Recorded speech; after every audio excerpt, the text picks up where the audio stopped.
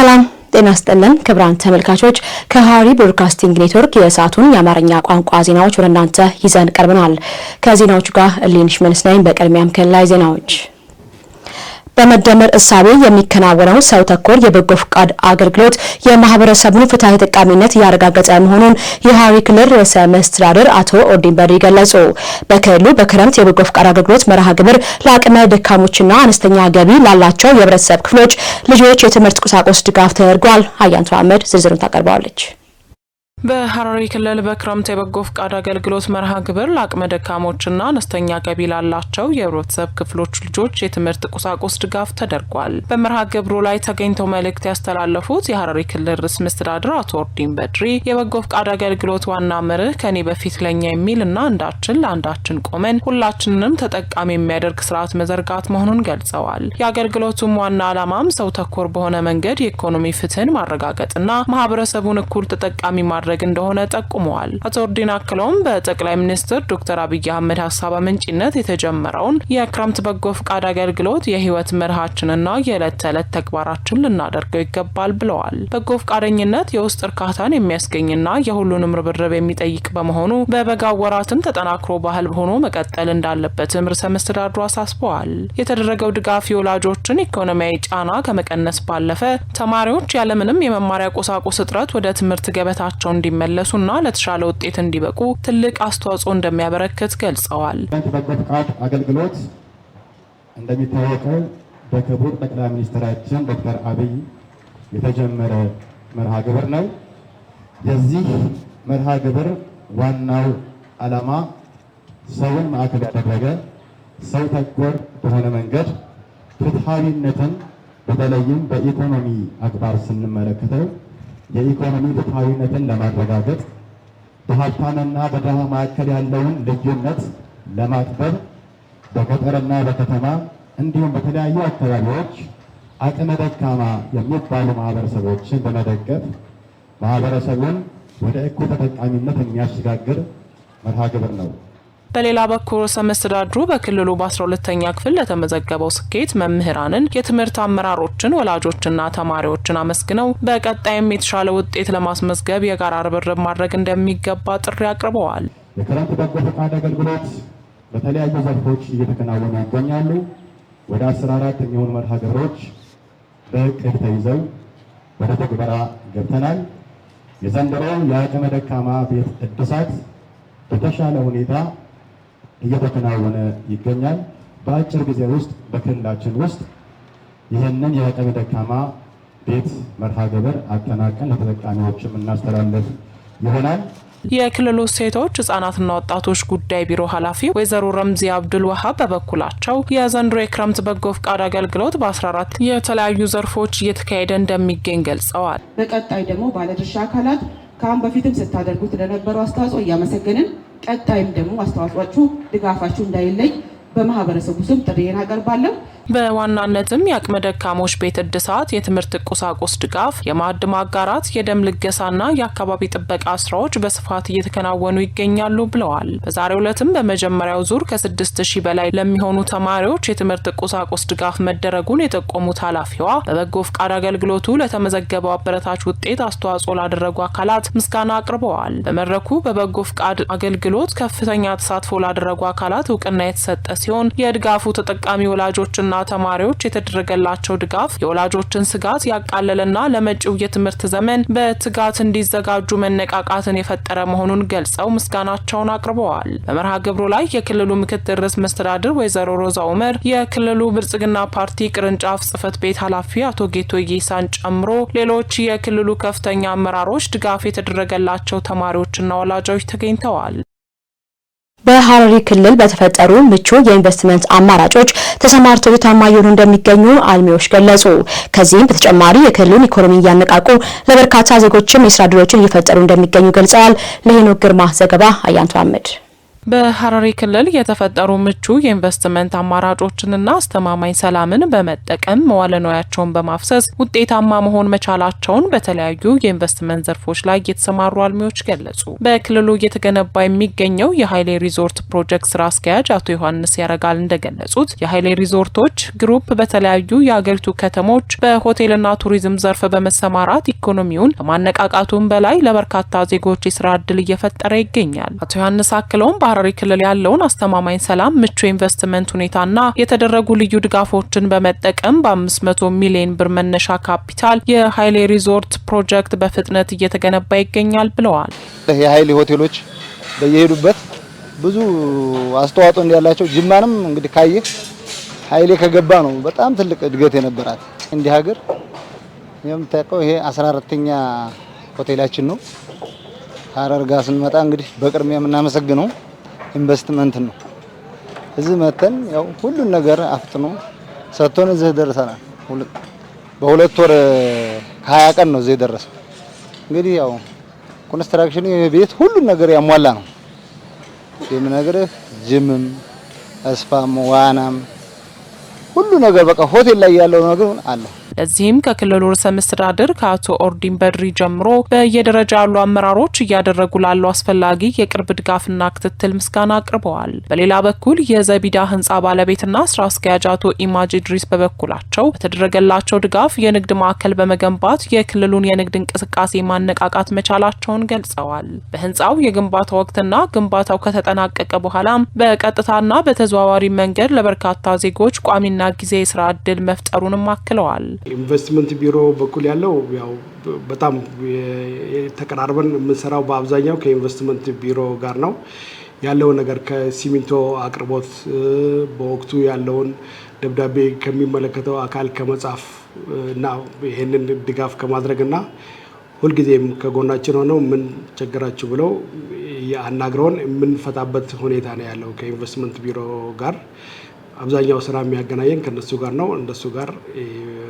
በጥሩ ሁኔታ ሰርተን ይሄንን ፕሮጀክት ለመጨረስ በክተናል። በተጨማሪም በሐማሬሳ ኢንዱስትሪ ዞን በምስራቅ ኢትዮጵያ የመጀመሪያ የሆነው የሞተር ሳይክል መገጣጠሚያ ፋብሪካ ለመገንባት በ100 ሚሊዮን ብር መነሻ ካፒታል የኢንቨስትመንት ፍቃድ ወስደው ዝግጅት ማጠናቀቃቸውንና ይህም ተጨማሪ የስራ ዕድል እንደሚፈጥር ጠቁመዋል። የክልሉ መንግስት ሌላ ተጨማሪ ስራ ይሄንን በአፋጣኝ በ3 ዓመት ጊዜ ውስጥ ያጠናቀቀን ስለሆነ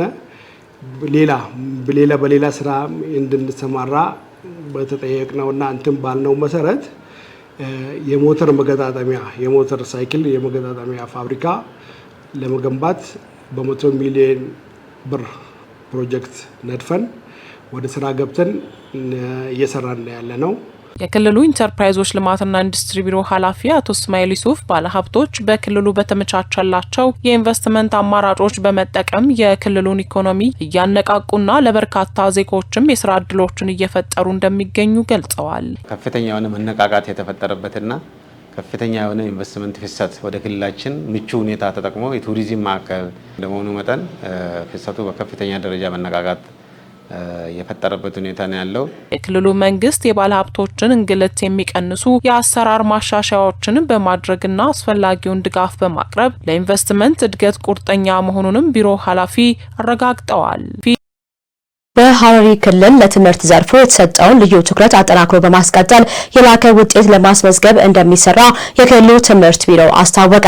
የቢሮ ኃላፊው አቶ ጌቱ ነጋዋ ከ12ኛ ክፍል አበረታች ውጤት ጋር ተያይዘው ለመላው የክልሉ ሕዝብ ለተማሪዎችና ለወላጆች የእንኳን ደስ አላችሁ መልእክት አስተላልፈዋል። ገዛኛ አራጌ በሐረሪ ክልል በትምህርት ዘርፉ የተጀመሩ ስትራቴጂዎችን በአግባቡ በመተግበር የተማሪዎችን ውጤት አጠናክሮ ለማስቀጠል ከሁሉም ባለድርሻ አካላት ጋር በቅንጅት እንደሚሰራ የክልሉ ትምህርት ቢሮ አስታውቋል። የቢሮ ኃላፊ አቶ ጌቱ ነገው እንደገለጹት በ2018 የትምህርት ዘመን በ12ኛ ክፍል ብሔራዊ ፈተና በክልሉ ፈተናውን ከተቀመጡ ተማሪዎች መካከል 22.76 በመቶ የሚሆኑ ወደ ዩኒቨርሲቲ መግቢያ ማለፊያ ውጤት በማስመዝገብ በሀገር አቀፍ ደረጃ ሁለተኛ ደረጃ ማግኘት ተችሏል። በተጨማሪም በክልሉ ለፈተናው የቀረቡ ሁሉም የመንግስት ሁለተኛ ደረጃ ትምህርት ቤቶች ተማሪዎቻቸውን ማሳለፍ መቻላቸውን ኃላፊው ጠቁመዋል። በተለይም በክልሉ ለመጀመሪያ ጊዜ በገጠር ወረዳዎች አስፈላጊውን የትምህርት መሰረተ ልማቶች በማሟላት በበይነ መረብ ያስፈተኑ ሶስቱም የገጠር ሁለተኛ ደረጃ ትምህርት ቤቶች ተማሪዎቻቸውን በከፍተኛ ውጤት ማሳለፋቸውን ገልጸዋል። አቶ ጌቱ ነገው ከተመዘገበው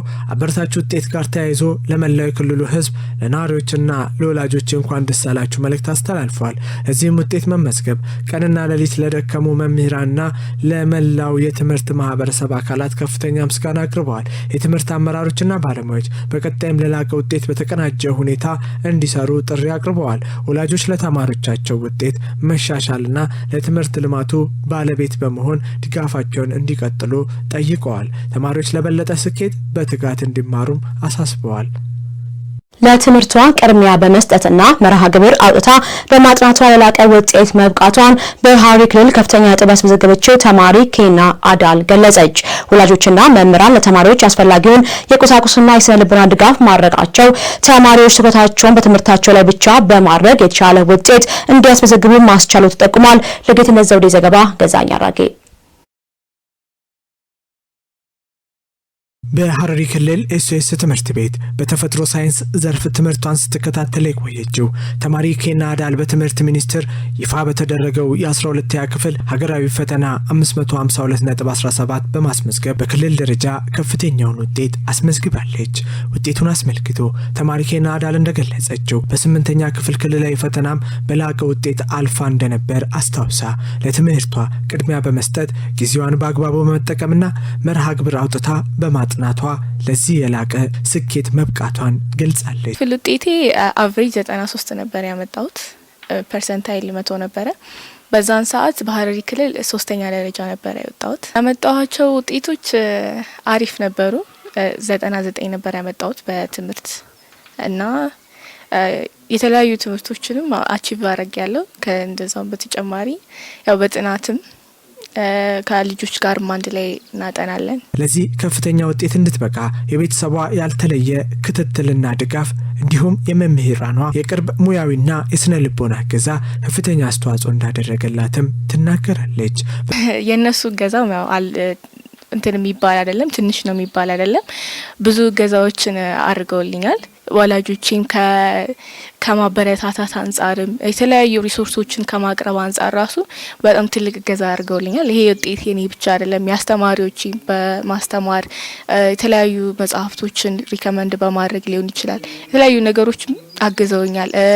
የላይብራሪ የመጽሐፍት ቤቶችን የተለያዩ መጽሐፎችን በማቅረብ የምጠይቃቸውን ነገሮች ሁሉ ስላላጣሁኝ ነው እዚህ የደረስኩት። በተጨማሪም ሌሎች ተማሪዎች ከሷ የጥናት ተሞክሮ በመማር ጊዜያቸውን በአግባቡ ከተጠቀሙና በትምህርታቸው ጠንክረው ከሰሩ የሚፈልጉትን የላቀ ውጤት ማምጣት እንደሚችሉ መልእክቷን አስተላልፋለች። ስተዲ ሃርድ ከሚለው ስተዲ ስማርት ይሻላል የሚለው ነውና በማንኛውም ጊዜ እንዳረፈደና ፓኒክ ማድረግ ወይም ደግሞ መደንገጥ እንደሌለብን መረዳት አለብን መጀመሪያ።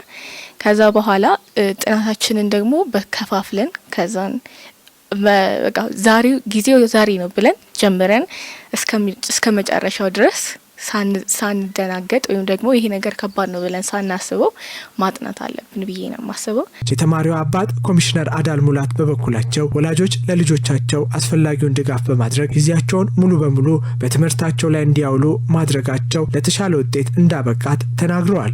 የኤስኤስ ትምህርት ቤት ርዕሰ መምህር አቶ ገነነ ሲሳይ እንደገለጹት ትምህርት ቤቱ በዘንድሮ የ12ኛ ክፍል ሀገራዊ ፈተና ከፍተኛ ውጤት ያስመዘገበ ሲሆን በተለይም በተማሪ ኬና አዳል የተመዘገበ ውጤት በሀገር አቀፍ ደረጃም የሚያኮራ ነው ብለዋል። ኬና አዳል የኛው ተማሪ ነችና ያለችው ይሄ በጣም ነው ያስደሰተን። ምክንያቱም ከታች ጀምሮ የመጣችበትን ሂደት ያው ስለምናቀው እና በየትምህርት እርከኑ ላይ ስታሳይ የነበረው የትምህርት ትጋት በመምህራኖቿ ዘንድ የነበረው በቃ አድናቆት እሷም ጋር የነበረው የትምህርት አቀባበል እና በተለያዩ የክፍል ደረጃዎች ላይ ስታሳይ የነበረው ተሳትፎዋ በጣም ስታስደምም የኖረች ተማሪያችን ነበረች። እርሰ መምህሩ አክሎም መምህራን እንደ ወላጅ የስነ ልቦናና የምክር አገልግሎት በመስጠት ተማሪዎች ሀሳባቸውን ከሚበታትኑ ነገሮች ነፃ ሆነው በትምህርታቸው ላይ ብቻ እንዲያተኩሩ ማድረጋቸው ለዚህ ስኬት ማሳያ መሆኑን ገልጸዋል። በሐረር ከተማ ከ1.5 ቢሊዮን ብር በላይ በሆነ ወጪ ዘመናዊ የፍሳሽ ማጣሪያ ፕሮጀክት የተከናወነ መሆኑን የክልሉ ውሃና ፍሳሽ ባለስልጣን አስታወቀ። ፕሮጀክቱ ተጠናቆ አገልግሎት መስጠት ሲጀምር ሐረር ከአዲስ አበባ በመቀጠል ዘመናዊ የፍሳሽ ማጣሪያ ስርዓት ያላት ሁለተኛዋ የሀገራችን ከተማ እንድትሆን እንደሚያስችላት ተገልጿል። ፍቃዱ ላይ ተጨማሪ አለው። በክልሉ ከ1.5 ቢሊዮን ብር በላይ በሆነ ወጪ ፍሳሽ ማጣሪያና ማስወገጃ የመስመር ዝርጋታ እየተከናወነ እንደሚገኝ የክልሉ ዋና ፍሳሽ ባለስልጣን አስታውቋል። በክልሉ ዋና ፍሳሽ ባለስልጣን የፕሮጀክቱ ፎካል ፐርሰን ኢንጂነር ኢማን ኢብራሂም እንደገለጹት የከተማዋን የዘመናት የፍሳሽ ማስወገድ ችግር በዘላቂነት ለመቅረፍ ከ1.5 ቢሊዮን ብር በላይ በሆነ ወጪ እየተገነባ ያለው ዘመናዊ የፍሳሽ ማጣሪያ ፕሮጀክት ግንባታ እየተከናወነ እንደሚገኝ በተለይ ለሐረሪ ብሮድካስቲንግ ኔትወርክ አስታውቋል። የፕሮጀክቱ ዓላማ በዋናነት የከተማዋን የፍሳሽ ችግር በዘላቂነት ለመቅረፍ ጋራ መኖሪያ ቤቶች የሚነሱ ፍሳሾችን በዋና ዋና መስመሮች ሰብስቦ በሲላት አካባቢ ወደሚገኘው ማጣሪያ ጣቢያ የማድረስና የማጣራት ስራ እየተከናወነ እንደሚገኝም ገልጸዋል። እንደ አጠቃላይ ፕሮጀክቱ አጠቃላይ ለከተማዋ ሳኒቴሽንን ችግር ለመቅረፍ የተቀረጸ ሲሆን ኮንዶሚኒየሞችንና ዋና መስመር ሲወር ላይኖችን እና በመጨረሻም ሄዶ የሚጠራበትን ማጣሪያ ጣቢያ እየተሰራ ይገኛል። አሁን ሰዓት እና ያለውን ችግር ለመቅረፍ እየተሰራ ይገኛል።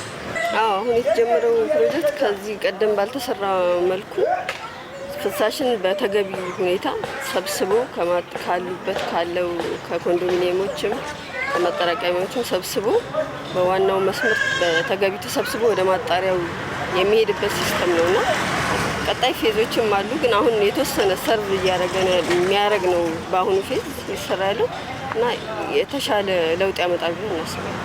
የፍሳሽ ማጣሪያው በጥናት የተደገፈና ዘመናዊ ቴክኖሎጂ የሚጠቀም መሆኑን ጠቁመው በዚህም ፍሳሽን በማጣራት ለቀጣይ አገልግሎት ለማዋል እንደሚያስችልም ነው ያስታወቁት። ይህም ለከተማው ንጽህናና ለህብረተሰቡ ጤና ትልቅ ፋይዳ አለው በማለት ገልጸዋል።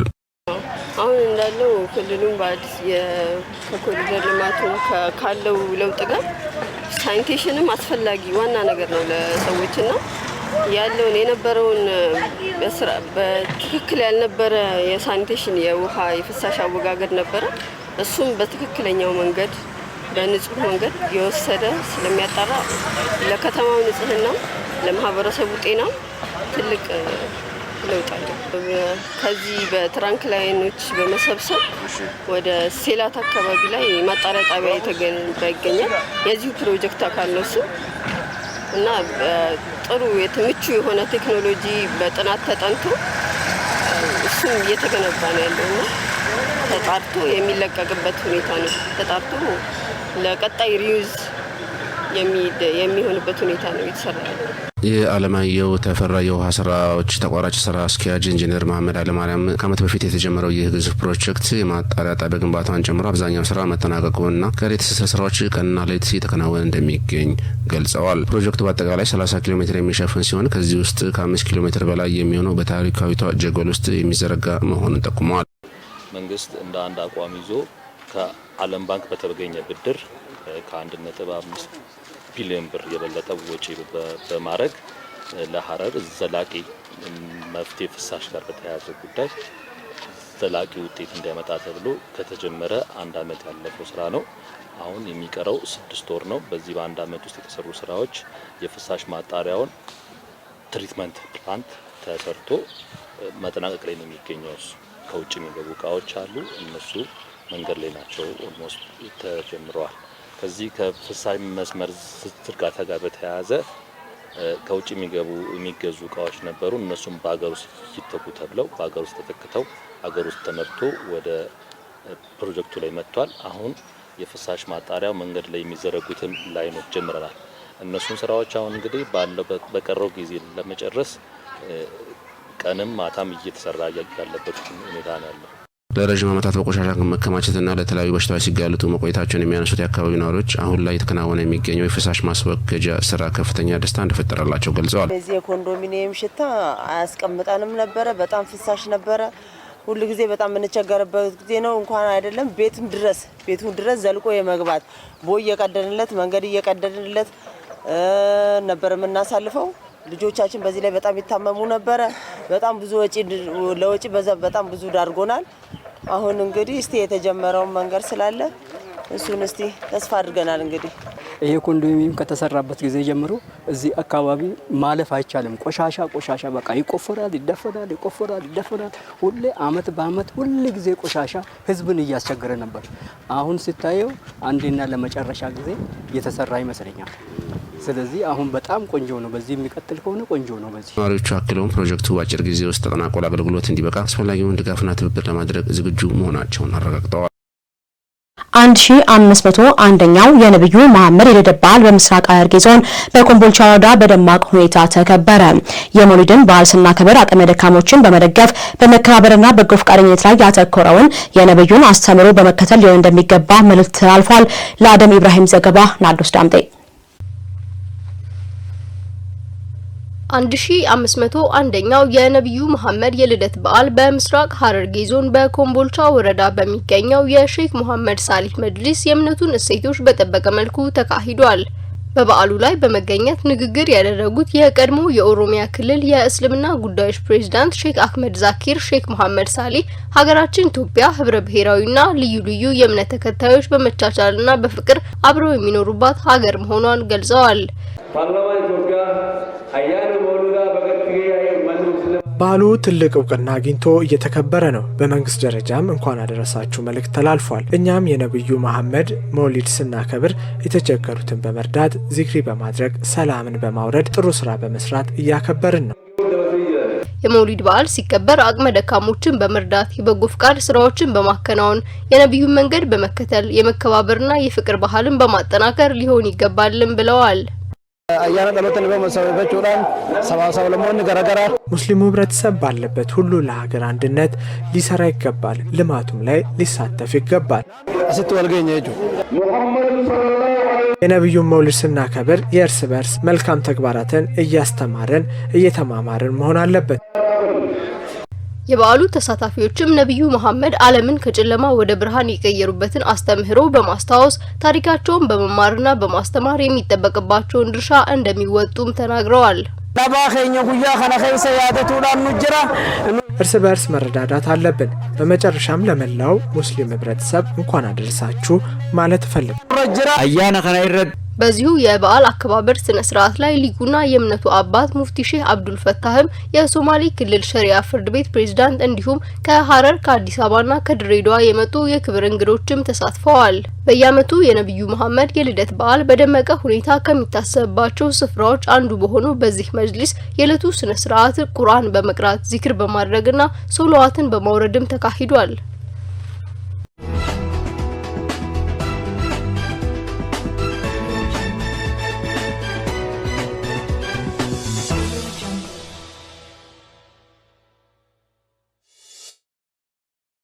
ከሐረሪ ብሮድካስቲንግ ኔትወርክ ዜናዎቻችን እንደቀጠሉ ናቸው። ወደ ሀገር አቀፍ ዘገባዎች ተሸጋግረናል። 21ኛው የኢትዮጵያ ብሔሮች ብሔረሰቦችና ሕዝቦች ቀን በዓል በስኬት እንዲከበር በቅንጅት የተሰራ ነው ሲሉ የጨፌ ኦሮሚያ አፈ ጉባኤ ሳዳ አብዱረህማን ገለጹ። በሌላ ዜና በተያዘው በጀት ዓመት ከአምራች ኢንዱስትሪ ዘርፍ ከ1 ቢሊዮን ዶላር በላይ ገቢ ለማግኘት መታቀዱን ኢንዱስትሪ ሚኒስቴር አስታውቋል። እኛና መሰል ሀገር አቀፍ ዘገባዎችን ባህር ተከር እንደሚከተል ያቀርባቸዋል። 21ኛው የኢትዮጵያ ብሔሮች ብሔረሰቦችና ሕዝቦች ቀን በዓል በስኬት እንዲከበር በፌዴሬሽን ምክር ቤት በኦሮሚያ ክልልና በጅማ ከተማ አስተዳደር በቅንጅት የተሰራ ነው ሲሉ የጨፌ ኦሮሚያ አፈ ጉባኤ ሳዳ አብዱረህማን ገለጹ። በ21ኛው የብሔሮች ብሔረሰቦችና ሕዝቦች ቀን በዓል ዝግጅት ዙሪያ በጅማ ከተማ የውይይት መድረክ ተካሂዷል። በመድረኩ አፈ ጉባኤ ሳዳ አብዱረህማን በዓሉ በስኬት እንዲከበር ክልሉ ኃላፊነቱን ከተረከበበት ጊዜ ጀምሮ የቅድመ ዝግጅት ስራዎች በትኩረትና በቅንጅት ሲከናወኑ ቆይቷል ብሏል። በዓሉ የኢትዮጵያ ብዝሃነትን፣ አብሮነት፣ የጋራ እሴቶችና የህዝቦችን መተሳሰር የሚያጎለብት ነው ሲሉም ተናግሯል። አፈጉባኤዋ በዓሉ በሀገረ መንግስት ግንባታ ተጨማሪ አቅም በሚፈጥር መልኩ እንዲከበር እየተሰራ መሆኑንም አመልክተዋል። 21ኛው የኢትዮጵያ ብሔሮች ብሔረሰቦችና ህዝቦች ቀን በኦሮሚያ ክልል አዘጋጅነት በፌዴሬሽን ምክር ቤት አስተባባሪነት በጅማ ከተማ ይከበራል።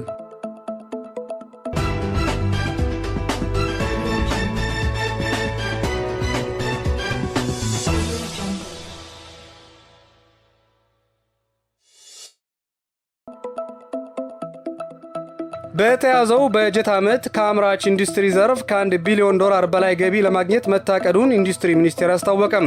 በኢንዱስትሪ ሚኒስቴር የስትራቴጂ ጉዳዮች ስራ አስፈጻሚ አቶ ጥላሁን አባይ ለጋዜጣ ፕላስ እንደገለጹት በተያዘው የበጀት ዓመት የውጭ ምርት ጥገኝነትን ለመቀነስ 7.3 ቢሊዮን ዶላር ግምት ያላቸው ተኪ ምርቶችን በሀገር ውስጥ ለማምረት መታቀዱን ተናግሯል። ከወጪ ንግድም ከ1 ቢሊዮን ዶላር በላይ ገቢ ለማግኘት ታቅዷል ያሉት ስራ አስፈጻሚው ይህ እቅድ ካለፈው በጀት ዓመት አፈጻጸም ጋር ሲነጻጸር 52 በመቶ ብልጫ አለ ብሏል። የአምራች ኢንዱስትሪው የማምረት አቅምና ምርታማነትን ከፍተኛ መሻሻሎች ከታዩበት አንዱ ሲሆን ከነበረበት 47 በመቶ አሁን ላይ ወደ 69.3 በመቶ ከፍ ብሏል። ከ96 በላይ ተኪ ምርቶች በጥናት የተለዩ ሲሆን ከነዚህም ውስጥ 7.3 ቢሊዮን ዶላር ግምት ያላቸውን ምርቶች በሀገር ውስጥ በማምረት የውጭ ምርት ጥገኝነትን ለመቀነስ በትኩረት እየተሰራ መሆኑን ገልጸዋል። በተደረጉት መዋቅራዊ ለውጦች በሁሉም ዘርፎች የተሻሉ ውጤቶች እየታዩ መሆናቸውን ለዜጎች የሥራ ዕድል ይዞ ከመምጣቱም በላይ ለሀገራዊ ብልጽግና መረጋገጥ ትልቅ አቅም እየሆነ ይገኛል። በተለይ የገቢ ንግድን በሀገር ውስጥ ምርት በመተካት የውጭ ምንዛሬን ማዳን መቻሉን የባለ ሀብቶችን ተሳትፎ በማሳደግ ረገድም የታዩ ትልልቅ ስኬቶች ናቸው።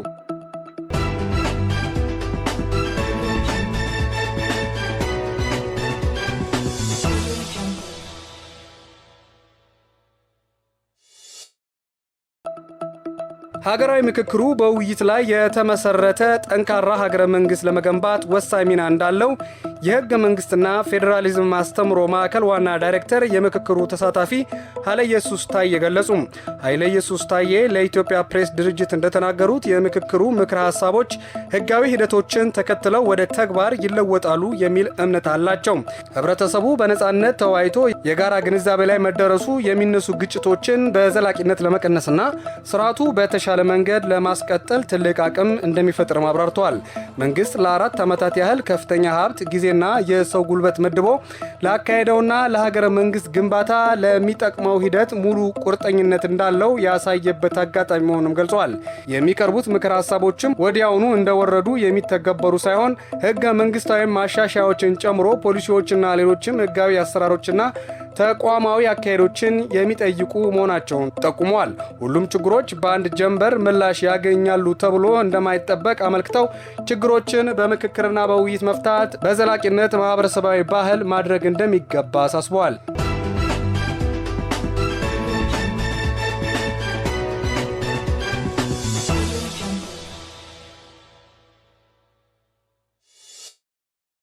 የመደመር መንግስት የህዝብ አገልግሎት አሰጣጥን ለማቀላጠፍ ቴክኖሎጂን እንደ ቁልፍ መሳሪያ በመጠቀም እምርታዊ ለውጦችን እያመጣ መሆኑን የኢትዮጵያ ፌዴራላዊ ዲሞክራሲያዊ ሪፐብሊክ መሶብ አገልግሎት ዋና ስራ አስፈጻሚ አቶ ዮናስ አለማየሁ ገለጹ። ጠቅላይ ሚኒስትር አብይ አህመድ ሀሳብ አመንጭነት የተጀመረው የመሶብ አንድ ማዕከል አገልግሎት የዜጎችን እንግልት በመቀነስና የመንግስትን አሰራር በማዘመን ረገድ ተጨባጭ ለውጥ እያመጣ ይገኛል። የኢፌዴሪ መሶብ አገልግሎት ዋና ስራ አስፈጻሚ ዮናስ አለማየሁ ለኢትዮጵያ ዜና አገልግሎት እንደተናገሩት ማዕከሉ የተበታተኑ የመንግስት አገልግሎቶችን አቀናጅቶ ለዜጎች አንድ ማዕከል መስጠት ሲሆን ይህም ስኬታማ ነበር። የመሶብ አንድ ማዕከል አገልግሎት በሀገር አቀፍ ደረጃ ከ110 በላይ ማዕከላት መድረሱና እስካሁን ከ1.6 ሚሊዮን በላይ ተገልጋዮች አገልግሎት መስጠቱን ጠቅሰዋል።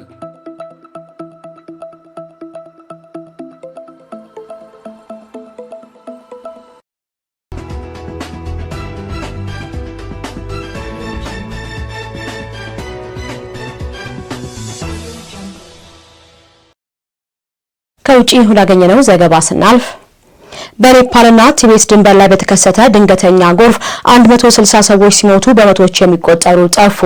አደጋው በተከሰተበት አካባቢ የነበሩ በመቶዎች የሚቆጠሩ ሰዎች ደግሞ የደረሱበት አልታወቀም። የቢቢሲ ዘገባ እንደሚከተል ይቀርባል።